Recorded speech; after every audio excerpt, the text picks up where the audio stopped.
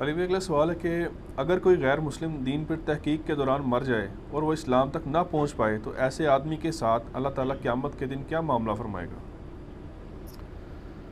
ہائے ہائے ہائے، یہ تو اللہ ہی جانے جی۔ ہماری تو خواہش ہے کہ کوئی بھی انسان دوزخ میں نہ جائے۔ ہم تو ایک بلی کو دوزخ میں گرتا ہوا برداشت نہیں کر سکتے، لیکن دوسری طرف یہ بھی ایک ریالٹی ہے کہ ان اللہ لا یغفر ان یشرک بہ ویغفر ما دون ذلک لمن یشاء۔ اللہ شرک کو کبھی معاف نہیں کرے گا، اس کے علاوہ ہر گناہ معاف کر دے گا جس کے لیے چاہے۔ اگر کوئی شخص موحد ہے، ایک اللہ کا ماننے والا ہے، نبی علیہ السلام کی دعوت اس تک پہنچی نہیں، تو صرف توحید پر ایمان بھی اس کے لیے کافی ہے، کیونکہ صحیح مسلم میں حدیث ہے، جس نے میرے بارے میں سن لیا کہ میں اللہ کا پیغمبر ہوں، چاہے وہ اہل کتاب میں سے ہوا، یہودی یا عیسائی، آپ نے باقاعدہ نام لیا یہودی اور نصرانی، اور وہ مجھ پہ ایمان نہ لایا تو وہ دوزخ میں جائے گا۔ لیکن ظاہر ہے اس میں امپلائڈ ہے کہ اس تک نبی علیہ السلام کا صحیح تعارف پہنچا ہو۔ اگر ہم جیسے مسلمانوں سے تعارف پہنچ رہا ہے تو وہ بڑا نیگیٹو تعارف ہی پہنچ رہا ہے۔ اب اللہ تعالیٰ فیصلہ کرے گا کہ کسی کو کیا گیون سرکمسٹانسز دیے گئے تھے، اس میں بہتر پرفارم کیا کر سکتا تھا۔ باقی جو سورہ بقرہ کی آیت نمبر 62 سے لوگ پلی لیتے ہیں نا، اس پہ میرا ایک یوٹیوب پہ کلپ ہے، کیا یہودی اور عیسائی بھی جنت میں جائیں گے؟ بعض جو لوگ ہیں وہ اس کو دوسری طرف لے جاتے ہیں، وہ بھی بات بالکل غلط کرتے ہیں، لیکن اس میں ایک پورشن جو ہے وہ واقعی ایک امپورٹنٹ ہے، وہ پھینکنے والا نہیں ہے کہ اس کو اس طرح چیپلی اگنور کر دیا جائے۔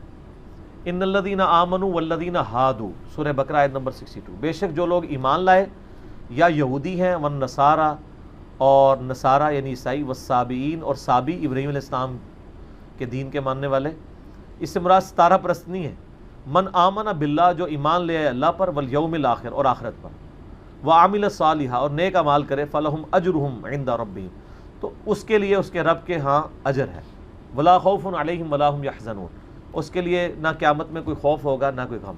اس میں ایمان برسالت کا ذکر نہیں، لیکن ایمان برسالت کا ذکر سورہ بقرہ کے شروع میں ہو چکا ہے، کیونکہ یہودیوں سے خطاب ہے کہ تم سب سے پہلے اس نبی کے منکر بن رہے ہو۔ لیکن ایبسولوٹلی بھی اگر اس کو دیکھا جائے کہ اگر کسی تک نبی علیہ السلام کی دعوت نہیں پہنچی، یا اس کا زمانہ نبی علیہ السلام سے پہلے کا ہے اور وہ اپنے وقت کے پیغمبر کو، یا اگر پیغمبر کی دعوت نہیں پہنچی، جس طرح کہ حضرت لقمان علیہ السلام ہے، حضرت لقمان علیہ السلام تک پیغمبر کی دعوت نہیں پہنچی ہوئی، وہ غیر نبی تھے۔ ویسے اسرائیلی روایتوں ملتا ہے کہ حضرت داؤد کے وہ صحابی تھے، لیکن صحابی ہوتے تو ان کی جو وصیتیں قرآن میں آئی ہیں اس میں ایمان بالرسالت کا بھی ذکر ہوتا۔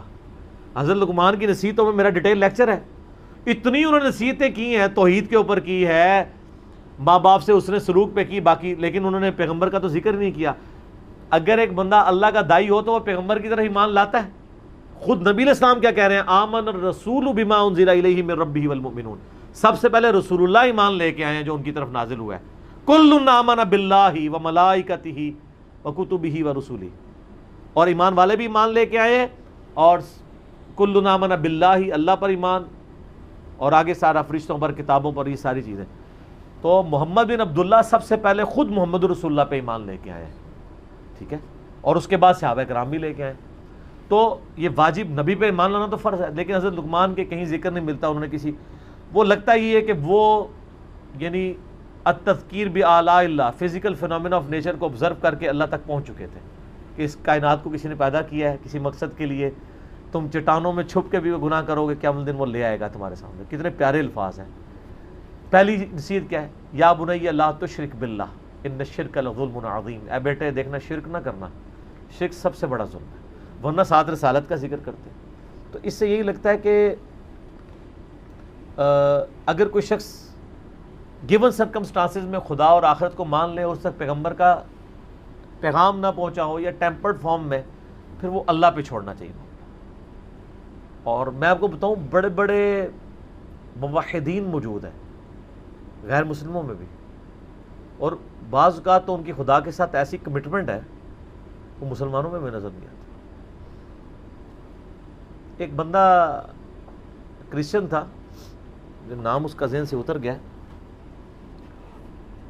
یورپ میں، اس نے اپنے بارے میں یعنی اس کی بایوگرافی اس نے خود بھی لکھی،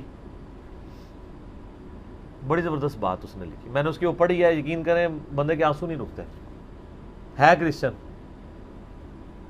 وہ کہتا ہے کہ میری عمر 70+ ہو چکی ہے اور مجھے ڈاکٹروں نے بلڈ کینسر ڈائگنوز کر دیا اور میں اس دن سے خوش ہوں.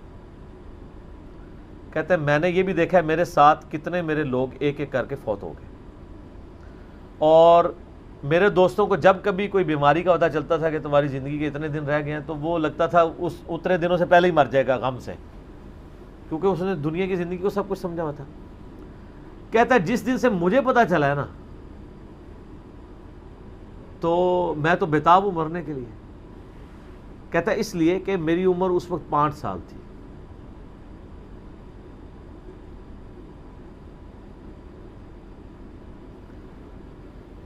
جب میں نے پہلی دفعہ یہ چیز سنی تھی کہ مجھے کسی نے پیدا کیا ہے اور اس گارڈ کی ڈیمانڈ ہے کہ میں ہفتے میں ایک دن سنڈے کا دن اس کو دوں،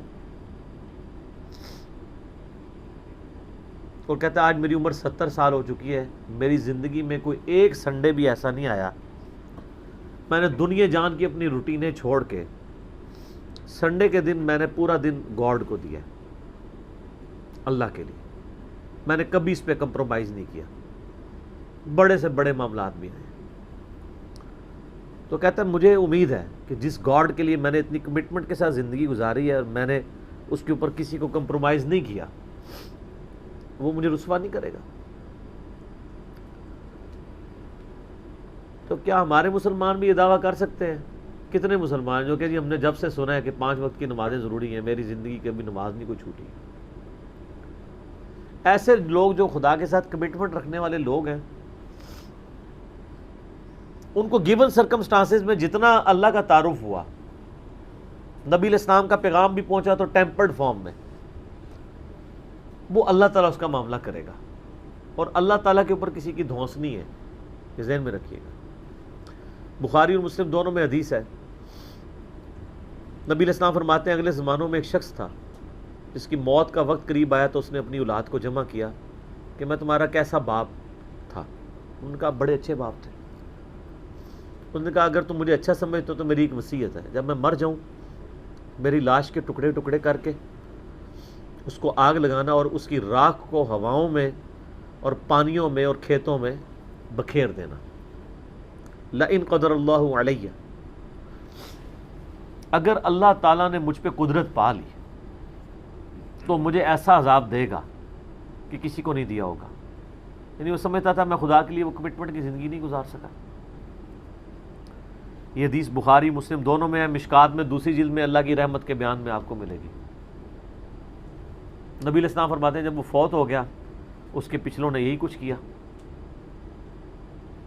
تو اللہ تعالیٰ نے ہواؤں کو پانیوں کو حکم دیا کہ اس کی راکھ سمیٹو. راکھ سمیٹی گئی، اللہ نے اسے زندہ کر لیا. اللہ نے کہا ہاں بھائی جس چیز سے بھاگ رہا تھا وہی چیز سامنے آ گئی، یہ تو نے کیوں کیا؟ اس نے کہا یا اللہ میں تجھ سے بڑا ڈرتا تھا، میں اس طرح کی زندگی نہیں گزار سکا. اللہ نے فرمایا تیرا یہ یقین تھا کہ تجھے کوئی پوچھے گا؟ بس اتنی بات ہے. کہاں یا اللہ تھا، اور میں یہ سمجھتا تھا کہ اس طرح اگر میری راکھ یعنی کہ بکھیر دی جائے گی مجھے زندہ نہیں کر پائے گا. حالانکہ یہ عقیدہ کفر ہے، لیکن یہ کفر جزوی ہے، کلی نہیں ہے. کلی کفر یہ ہے کہ کوئی شخص کہے کہ مردے کو اللہ زندہ نہیں کر سکتا. اسی لیے میں کہتا ہوں یہ مسلمانوں میں جو جزوی شرک آیا ہوا ہے نا، تھوڑا ہاتھ والا رکھا کرے. جب تک کوئی اللہ کو، اللہ اور محمد کو عبداللہ مان رہے نا، اگر چھوٹے موٹے اس میں شرک آئے ہوئے نا، تھوڑا سا ہاتھ والا رکھیں. آپ ہاتھ والا رکھیں، اللہ کا معاملہ اس کا معاملہ اس کو سمجھائیں ضرور. اس کا شرک جزوی ہے، کلی نہیں ہے. کہا یا اللہ اسی لیے تو میں نے کہا تھا لئن قدر اللہ علیہ، اگر اللہ نے میرے پہ قدرت پا لی تو میں تجھ سے ڈر گیا تھا، تو اللہ نے میں تجھے بخش دیا. اللہ کو تو کوئی نہیں پوچھ سکتا نا کہ کسی کو گیون سرکمسٹانسز کیا دیے تھے، ان سرکمسٹانسز کے اندر اس نے کتنا بیسٹ پرفارم کیا. اب مسلمانوں کو بھی ذرا دیکھنا چاہیے کہ ان کو گیون سرکمسٹانسز کیا دیے گئے ہیں. ہم بالکل دین کے کنارے کنارے چل رہے ہوتے ہیں منافقین کی طرح. کیا ہم اپنے دنیاوی معاملات میں بھی کنارے کنارے چلتے ہیں یا فرنٹ سے لیڈ کر رہے ہوتے ہیں ہر مسئلے میں بڑھ چڑھ کے؟ دین کی بات آ رہی نار ہی کھوتی مر جاتی ہے، یعنی گدھا مر جاتا ہے. پرانے زمانے میں محاورہ بولا جاتا تھا نا، فلانے دی کھوتی مر جانا یا گدھا مر جانا. جب وہ کام کی باری ہے تو ساتھ ہی گدھا مر گیا. اور کوئی اور اس میں ہمارے ساتھ کوئی ہمدردی بھی نہیں کرتا. میں اکثر کہتا ہوں کہ آپ دن کے وقت اپنے موٹر بائک کی ہیڈ لائن آن کر کے نا 1 کلومیٹر بھی سفر نہیں کر سکتے. آپ کو راستے میں کئی بندے ایسے ایسے اشارہ کریں گے، لیکن آپ ایک مسجد میں 50 سال تک بغیر سنت کے طریقے کے نماز پڑھتے رہے، کوئی بھی آپ کو ایسے ایسے نہیں کرے گا، کیونکہ وہ آپ کے شر سے ڈرے گا. آپ بھی مجرم ہے، اور وہ اس لیے مجرم ہے کہ اس کو چاہیے کہ وہ دیکھے. مجھے بتائیں، آپ کے سامنے ایک نابینا شخص ہے اور وہ ایک گڑھے میں گرنے والا ہے، تو آپ چیخ نہیں مار دیں گے ایک بار؟ اور وہ نابینا بھی آپ کی چیخ کو بھول کے کہے گا شکر ہے اس نے بچا لیا. لیکن دین کے معاملے میں آپ کسی کو پیار سے، محبت سے، کسی طریقے سے بھی سمجھانے کی کوشش کرے تو وہ آگے سے آپ کو دشمن سمجھتا ہے، لیکن دنیاوی منفعت میں نہیں سمجھتا. کہتا ہے مہربانی سر، بڑی مہربانی. دین کے معاملے میں، اور دین کا یہ حال ہے کہ سب سے آخری پرائرٹی پہ ہے. بچہ بھی اسکول میں داخل کرانا 10 بندوں سے مشورہ ہوتا ہے، اور دین یہ ہے کہ جس آپ فرقے کی محلے کی مسجد میں پیدا ہوئے ہیں آپ کا وہی فرقہ ہے. ٹوٹل یہ آپ کی تحقیق ہے.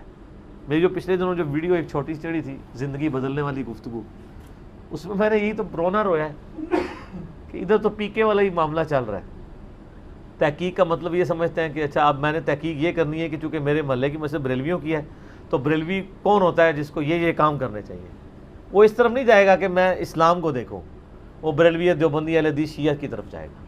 یہ آپ نے دیکھا کتنا فرق ہے. کوئی بندہ کہ جی میں تحقیق کر کے مسلمان ہوں. جتنے بریلوی دیوبندی اہل حدیث بیٹھے ہوئے ہیں وہ اس لیے کہ ان کے باپ دادا تھے یا انہیں محلے کو وہ مسجد لگتی تھی. تو سر میرا ایک معصومانہ سا سوال ہے کہ اگر آپ کے محلے میں قادیانی کی مسجد عبادت گاہ لگتی ہوتی یا آپ کے ابا جی قادیانی ہوتے تو آپ ماشاءاللہ بہت تحقیق کر کے مسلمان ہو جاتے. قادیانی ہوتے. اور دوسری طرف حال یہ ہے کہ جاہل سے جاہل آدمی بھی میرا جیسا کپڑا خریدنے جائے نا، کپڑے کو ایسے کر کے ضرور دیکھتا ہے، لیکن دین کے کسی عمل کو ایسے کر کے نہیں کوئی دیکھتا کہ یار نماز، یعنی ہر ایک کو نہیں پتا کہ کوئی اس طرح نماز پڑھے کو میں چیک ہی کر لوں یا نماز کس طریقے پہ. اور کوئی اتنا لمبا کام بھی نہیں ہے. ایک مسئلے کو چیک کریں گے زیادہ سے زیادہ 1 یا 2 دن لگ جائیں گے، چلو 1 ہفتہ لگ جائے گا. سیریس لیں اللہ کو، کوشش کریں تو انشاءاللہ اللہ تعالیٰ حق تک پہنچائے گا. تو باقی یہ اللہ کے فیصلے. سر آخرت کے معاملے میں ڈرتا ہوں. یقین کریں کہ خدا بڑا بے نیاز ہے. ہمیں تو اپنی آخرت کی فکر ہے، سیدھی سی بات ہے. ہم تو کہتے ہیں اللہ تعالیٰ ہماری غلطیوں سے درگزر فرمائے، چاہیے کہ ہم لوگوں کے بارے میں فیصلہ کریں. میں تو اپنے بدترین دشمنوں کے بارے میں بھی قطعاً یہ یعنی جرت نہ کروں کہ میں ان کی آخرت کا فیصلہ کر دوں. Not at all. آپ دیکھیں میں یزید کے بارے میں، میرے بارے میں میں بڑا سخت رویہ رکھتا ہوں، لیکن کبھی آپ نہیں سنیں گے کہ میں نے اس کو کہا ہو کہ وہ جہنمی ہے. آخرت کا فیصلہ اللہ نے کرنا ہے. دنیا میں ڈنگے کی چوٹ پہ جس نے غلط کیا اسے غلط کہیں گے. آخرت کا معاملہ جو ہے وہ چونکہ اللہ کے پاس ہے، اللہ کا فیصلہ ہے جس کے ساتھ جو معاملہ کرے. تو صرف جو دنیا کی جوڈیشری میں مقدمہ پیش کر کے آپ نے نہیں جیتنا. اللہ تعالیٰ نے صرف شواہد کی بنیاد پہ فیصلہ نہیں کرنا، گیون سرکمسٹانسز بھی دیکھنا ہے. میں اس کی چھوٹی سی مثال آپ کو دیتا ہوں، آپ بھی اس کو مانیں گے. مجھے بتائیں، ایک شخص خانہ کعبہ شریف سے 2 کلومیٹر کے فاصلے پہ اس کی کوٹھی ہے اور اس کا مکے میں کروڑوں کا بزنس ہے. اس کے پاس 3-4 ایئر کنڈیشن گاڑیاں ہیں اور وہ ایئر کنڈیشن گاڑی میں بیٹھ کے ساری نمازیں آ کے حرم شریف میں پڑھتا ہے. کام جو اور کوئی نہیں. 1 لاکھ نماز کا ثواب یا 1000 نمازوں کا ثواب یا 10,000 نمازوں کا ثواب لے رہا ہے. اور ایک شخص پاکستان میں ہے اور اس کا حال یہ ہے کہ وہ جون جولائی کی تپتی دوپہر میں روڈ کے اوپر لک ڈالنے کی اس کی ذمہ داری ہے، اور اسی سے جو تھوڑی سی مزدوری اسے ملنی ہے اس نے جا کے بال بچوں کا رزق خریدنا ہے. ظہر کی نماز کا ٹائم ہوتا ہے، مسجد وہاں سے دور ہے، اس کے پاس سواری بھی نہیں ہے، پیدل جا نہیں سکتا کیونکہ پیچھے سے نوکری سے نکال دیا جائے گا. وہ اپنا وہ گندا سا پرنا وہی زمین پہ ڈالتا ہے قبلہ رخ، اور قریب کسی ٹوٹی سے، کسی پانی کے نل سے یا کسی چشمے سے، اگر اسلام آباد میں میں نے دیکھا ہے لوگوں کو ایسے، خصوصاً پٹھانوں کو، گرین بیلٹ میں نماز پڑھ رہے ہوتے ہیں.